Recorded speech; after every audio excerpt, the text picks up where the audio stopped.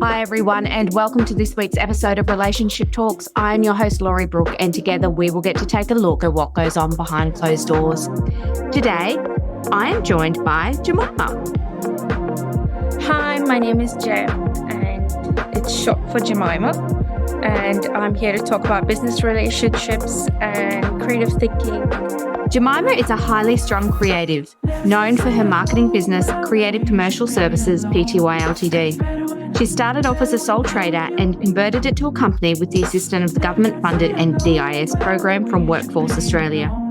Her intention behind her business is to inspire other business owners understand the dynamics of marketing and branding that will eventually lead to better growth structure for their businesses. Personally, it means staying in alignment to who she is as an innovative creative.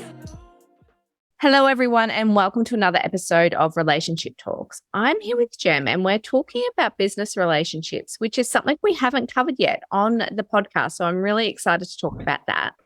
But before we get into that, thank you so much for joining me today, Jem. Hi. Can I ask you, what's your personal story? What's your story to get you sitting here in front of me today? Well, I just want to enlighten people, I reckon. I think it's something, because I'm a very soul-driven person. So for me, the more people I enlighten, the more people I feel like I've completed my life purpose in a sort of way. Yeah. So it doesn't matter like what it is, even if it's through music or through acting or through just a relationship or just a casual conversation. I feel that is what I'm meant to be doing in this earth. Yeah. And that's the whole purpose of doing this business as well, because I want to help as many startup businesses as I can. Because when I started off, no one was really there for me and I had to figure it all out myself. It was all of this confusion. I know I wanted to do something, but I just didn't know how. And then the more I started discovering it, the more the opportunities just flooded in for me to have that expansion. So that's really what I'm hoping for, to be honest. Yeah. It's really nice to hear because every business owner has been in the position of starting from scratch. Like we've all started from nothing. And for some of us, we may have had experience in the past in terms of how to start and develop a business, but then for other people, they may not. And I believe from our chat beforehand, you were in one of those positions where you came from having a job to starting your own business. Yeah. I know that when you started your business, you were very fresh. You hadn't had any experience in terms of the startup industry before. And you were coming at it because you were a single mum then. Is that right? Yeah, that's right. Yeah. So what was being a single mum? Is that what made you focus on, I need my own business? I need to be able to be there for my kids. Is that the driving force behind all of this? I can't say it to be like 100%. Because at the end of it, my kids are my priority. And I was having to work with like really small kids and trying to figure out was just too difficult, honestly. But eventually I just sat down one day and I was like, okay, the kids are going to grow up. And what are you going to do with your life? And this thought just stayed with me for a while. And the fact that I was also a single mom and I don't really have anyone to like really lean back on, like family or anything. Because I'm very introverted. If I do ask for help, it's that. But it's just that I'm not that type of person to just ask people for help and stuff. It's just how I am. And I just wanted to prove to myself, I think, that I can do this on my own and I can break my codependency. And I just wanted to start. I just wanted to do something and just start. I didn't know what direction necessarily it was going to be. So I said, okay, these are my talents. I'm going to call companies and I'm just going to apply. It first started like I wanted to find a job, like a part-time job. And as I was applying, I realized that this was more effort than me actually trying to advertise myself and get some jobs. So I think that's where it made sense to me. I'll just do it. If a part-time job comes by, then we'll see. But I think I want to focus my energy more on myself rather than submitting a ton of CVs and replying to everything. And if I just start a page on Instagram and start advertising my services, I know it's going to work. And that's pretty much how it happened. That is amazing. So tell me about your business now, because it's about marketing, isn't it? And it's being creative and using that side of the brain that I definitely don't use. So tell me about it. So I'm naturally very creative and very innovative in a way. It's just something that I know it's like a talent of mine or something, but I'm very heart centered. So if I want to do something, I have to go like all in through my heart center or it's just not going to work. So I don't know how to explain it. It's just, I've noticed that's the difference. Even if I'm tired and if I'm not in the mood and if I try to do it, it's just going to fall apart somehow.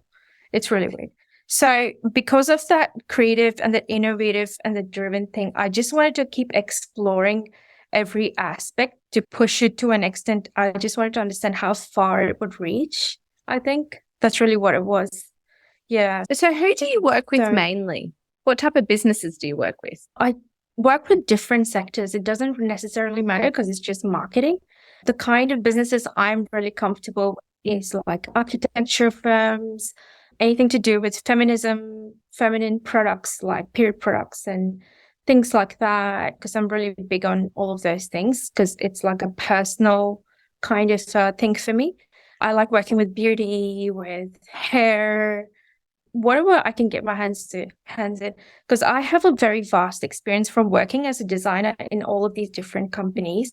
I feel like I've touched every aspect of an industry, like petroleum, medical, schools, just private educators, cars, and pretty much everything. But what I really enjoy working with, like, is the beauty industry, spiritual industry, or anything to do with design, architecture, and stuff. It just is so interesting. It's just like an extension of me or something. Yep. So what size businesses do you like working with?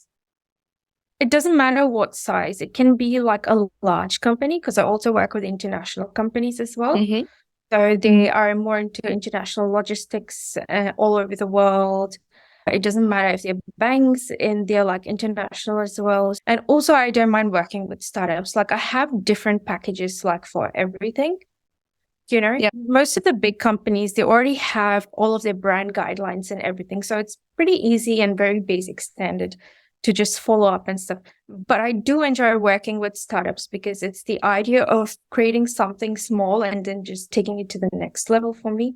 I enjoy more growing with the client that I'm working with rather than it just being like a one-time thing to just get a service done.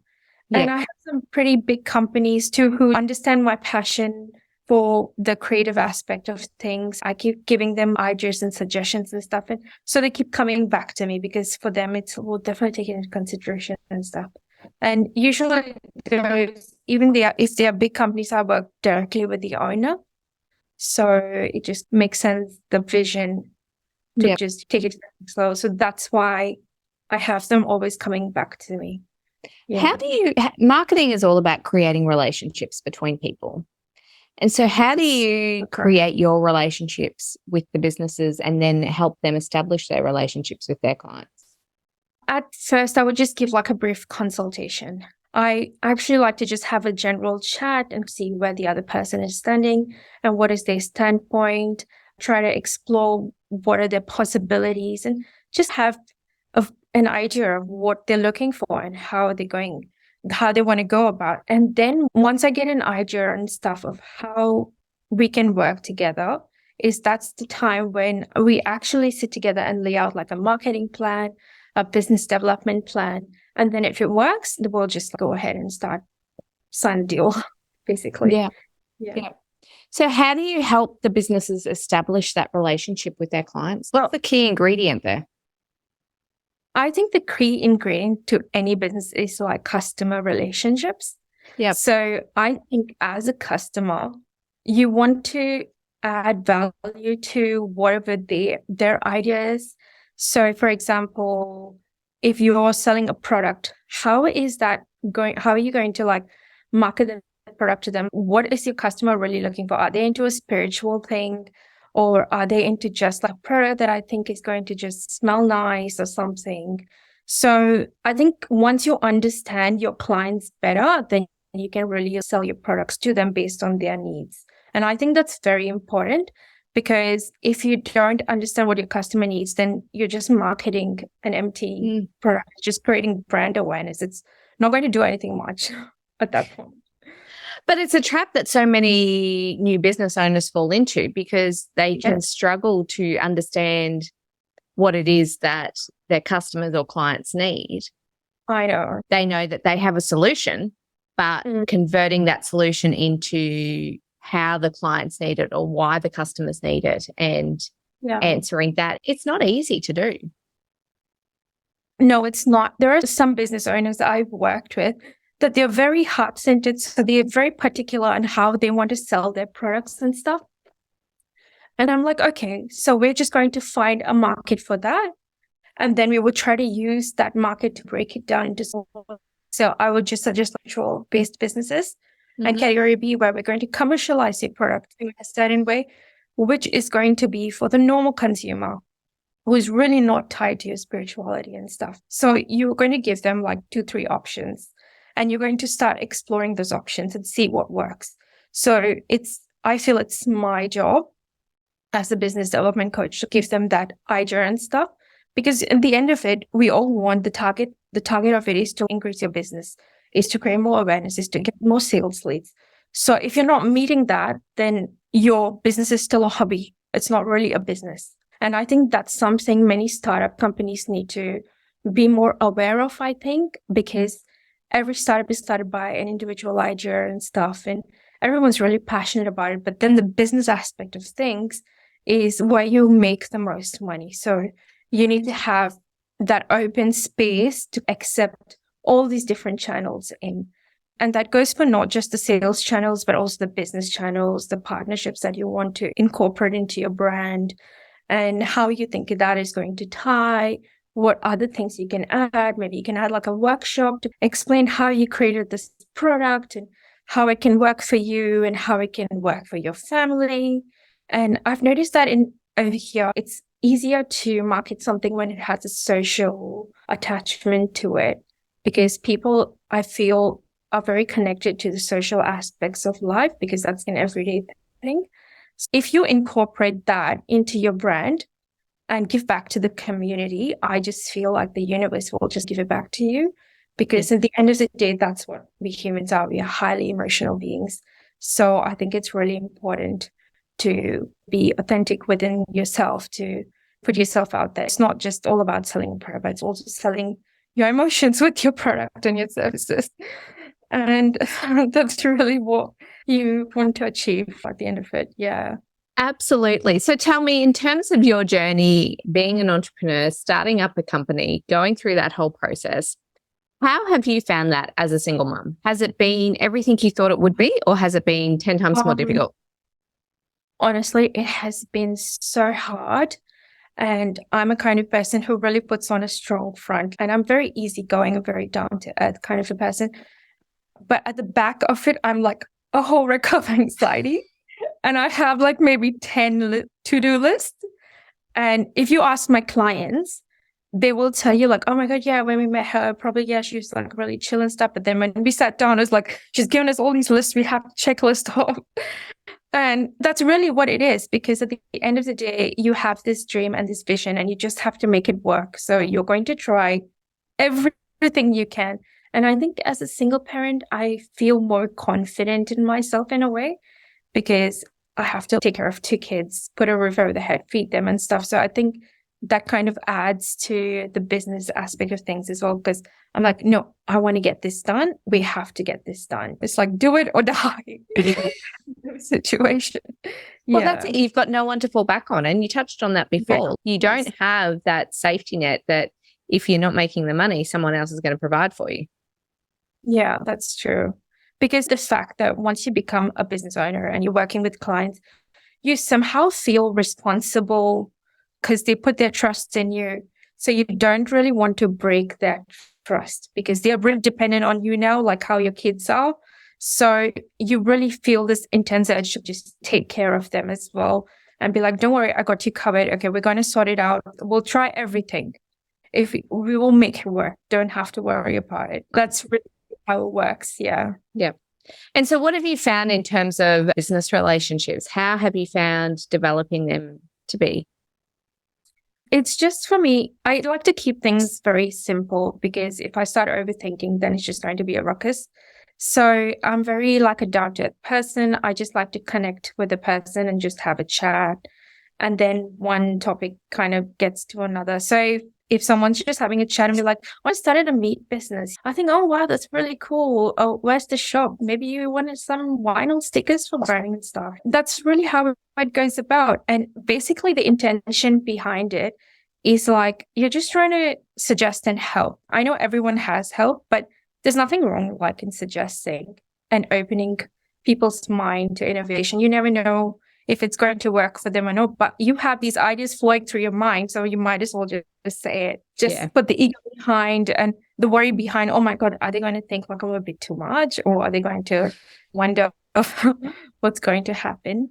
I've noticed that when I tend to do this, it's just a natural conversation, we're both flowing, and people are so inspired and they're like, "Oh my God, we got to sit and do some coffee sometime so we can talk more about this stuff." Yeah, I was like, "Yeah, sure." And sometimes I've gotten some clients just by that. Yeah. Which is really nice, because at the end of the day, we can put so much pressure on ourselves by overthinking in our heads. What are they going to think of me if I say that? Am I overstepping the line? And those thoughts just accumulate in our head, and we can just run off on a completely different tangent and then lose business. Yeah, that's true. I think at the end of the day, that makes us real. And we all are working and doing our best and trying to juggle 1,000 different balls. Yeah, that's really what it is.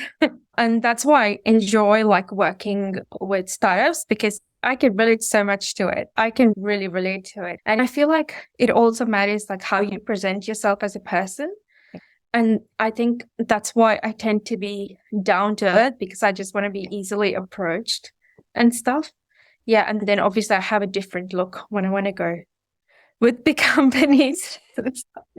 So, but I think we're all putting on a different face, for want of a better term, in terms of when we're presenting ourselves to different people, it's a different look. And that's not just from a business perspective, but that's any relationship.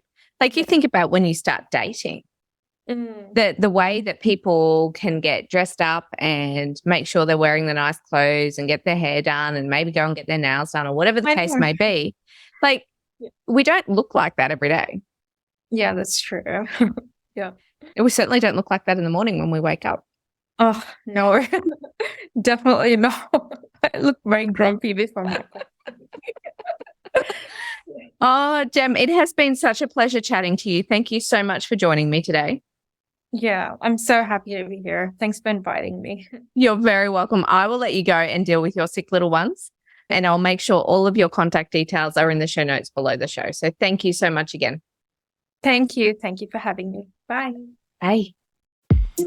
And thank you so much for listening to this week's episode of Relationship Talks. If you can, I would love for you to jump on and leave a review. And whilst you are at it, don't forget to like and subscribe to our YouTube channel. Please join me again next week when we get to take a look behind closed doors at someone else's relationship. But until then, I am your host, Lorrie Brook, and remember, the choice is yours, so make today and the week the very best it can be.